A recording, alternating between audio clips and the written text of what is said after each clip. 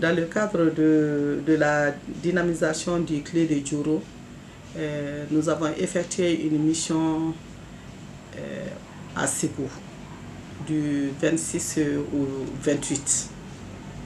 C'était un atelier de dynamisation du clé qui s'est tenu à Ségou.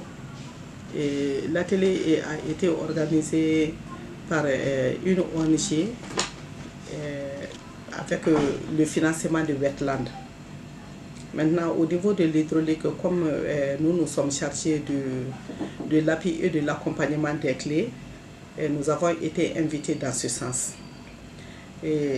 Cette mission a permis quand même de regrouper les acteurs des 2 communes couvertes par le clé de Djouro.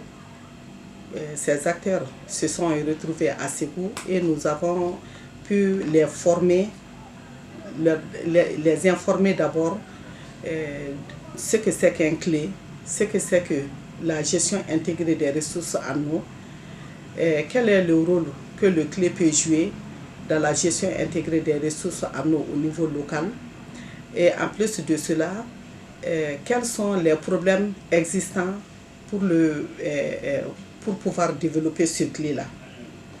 C'est dans ce cadre que les acteurs se sont retrouvés à Ségou. Maintenant, à partir de cela, le formateur quand même a pu pour un début poser des questions d'abord sur la connaissance même du clé.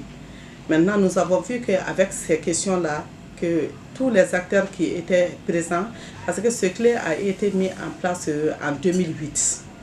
Et depuis 2008, le bureau n'a pas été renouvelé et ce clé était presque inexistant parce que les acteurs qui étaient présents dans la salle, il n'y avait aucun membre du bureau du premier clé mis en place.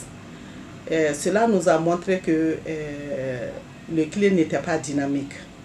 C'est en ce moment que nous avons commencé à les informer d'abord du rôle que le clé joue dans la gestion intégrée des ressources en eau au niveau local, ses missions,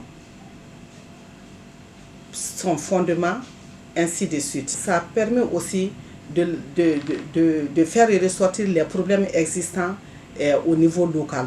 D'autant plus que nous, on ne connaît pas le niveau local et on leur a dit de faire ressortir les problèmes existants dans le domaine de la gestion des ressources en eau.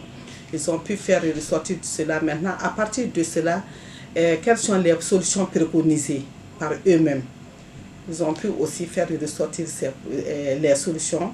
Et c'est à partir de cela que nous avons pu les expliquer comment mettre en place ce bureau et quels sont les acteurs qui doivent être membres de ce bureau.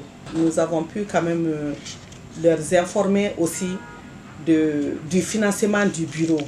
D'autant plus que le travail du bureau, c'est un travail de bénévolat.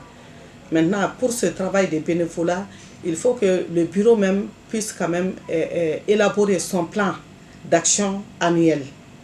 Et ce plan d'action annuel sera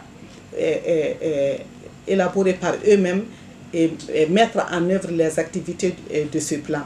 Pour mettre en œuvre ces activités, il faut quand même qu'ils fassent le plaidoyer, le lobbying au niveau de leur zone. Les ONG existant dans la zone, qu'ils puissent montrer le plan à ceux-ci. Et s'ils ont pu avoir des financements, et eux, avec la mairie et l'administration, ils peuvent se donner la main pour pouvoir mener des activités de gestion intégrée des ressources en eau.